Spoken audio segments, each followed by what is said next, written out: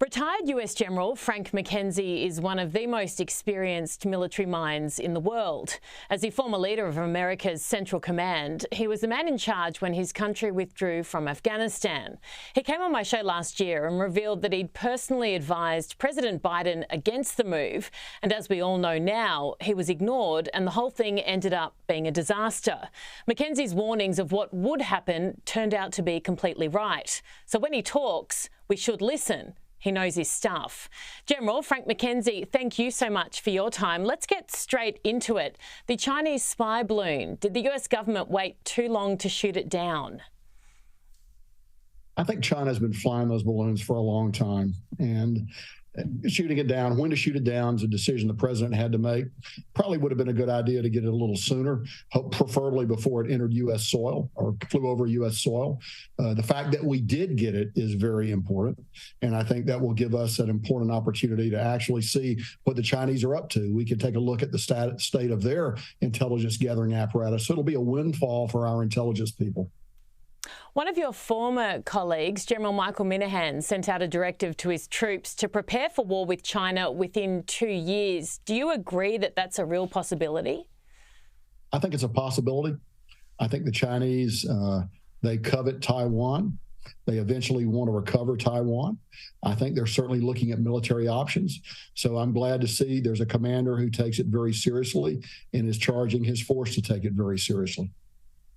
Where do you think America stands right now in terms of strength and the way that the world perceives your country? So I think the Afghanistan withdrawal damaged our standing internationally. I think people felt the United States was weak, we were feckless, and we were not to be trusted, and that we behaved very poorly towards someone we had supported at the very end of the Afghanistan crisis. It's actually not the first time people have thought that of the United States, and they have always been wrong when they've made those conclusions before. Now, luckily for us and luckily for the world, we have had an opportunity to show renewed leadership over the Ukraine crisis.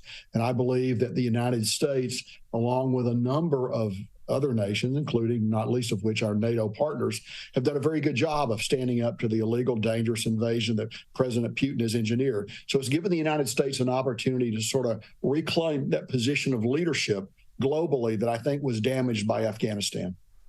We are coming up to the one-year anniversary of Russia's invasion of Ukraine. What surprised you, or what have you learnt so far out of that conflict? So we had a very good understanding of what the Russians wanted to do. Where I think we miscalculated was in their ability to do it. And it comes down to just how hard it is to understand the fighting heart of a soldier. The soldiers in Ukraine, men and women, are fighting very bravely for their soil. The conscripts conscripts and mercenaries that Russia is throwing into the fight aren't fighting hard at all. It is very difficult to do what we call net intelligence and understand how well someone will fight. The other point, though, is the invasion was poorly planned. I think Putin compartmented it. I think he kept most of his military unaware of it. We know that military formations at the point of attack did not know what the plan was until shortly before they attack, and that's the exact opposite of the way that we would do it. I think we have overestimated the ability of the Russian army to actually perform those basic functions that we take for granted in Western armies, the ability to refuel tanks, the ability to resupply your artillery, those things that we do as a matter of course, as a matter of professional routine, they have proven unable to do. And that was a little bit of a surprise, I think. If you were running Ukraine's defense force, what would you do next? Well, I think you'd keep asking for more tanks, for one thing, which is what they're doing. I think over the next 60 days, we are going to see a Russian offensive, probably down in the south, but it may not be limited to the south. And what Ukraine must do is absorb this attack. They need to fight and win a defensive battle, and then they need to launch a counterattack. And I think that would happen in the spring, as the weather begins to turn for the better, and after the Russians have sort of spent their effort that is even now gearing up. Now, look, there's no guarantee that Ukraine's going to be able to halt this Russian attack, although I think the odds are with the Ukrainians. They are fighting on their soil. They're fighting for their homes and families. The Russians are not. And that has proven to be a significant difference in the two forces in this war. Oh, absolutely. And as you know, my dad was in the army for 40 years, and the heart of a soldier is the most powerful weapon that any army has. And you're absolutely right. Ukraine has that in spades. Should the US, the UK, whoever else provide Ukraine with air support? So, rather than specific systems, what we need to think about is, the web of capabilities that we want to give them. And what we've done is we've given them very good air defense capabilities. I think we need to continue that. I think we need to continue to pour air defense assets in there because it's very hard for the Russians to fly over there. And we're beginning to have some effect against the drones that Iran has sent to Russia. So those are all good things. I think we need to continue to give them the tanks that they're going to need to be trained on to be able to maneuver offensively. Airplanes is tough. Airplanes are tough, I should say. And airplanes are tough because it takes a long time to train a pilot to fly an F-16. Even if that pilot is coming from flying a roughly comparable aircraft, although not nearly as capable, such as the MiG-29. So it takes a while to train someone to do that. And again, the air defense networks that Russia would be able to employ then would be as significant as what Ukraine has. So we just need to think very carefully about doing that. I think there are a broad variety of things that we need to give Ukraine, and eventually we may come to airplanes. But it needs to be at the right time. It needs to be when they're able to operate those aircraft, because it's never just a single airplane taking off in this kind of environment. A single airplane takes off. You need airborne jammers to protect the airplane. You need air battle management radars, either on the ground or in the air. There's a whole universe of things that goes into our secret sauce of air supremacy that the West generally has. And so it's not just an airplane, it's far more than that. And that's what we need to bear in mind when we talk about giving them F-16s. Finally, General, are you nervous that we are on the verge of World War III, the war in Europe, the rise of China? How touch and go is this? So I am concerned, and I am as concerned as I've been in my life, actually. And let's start with Ukraine. The Russian theory is you get into trouble, you escalate to de-escalate.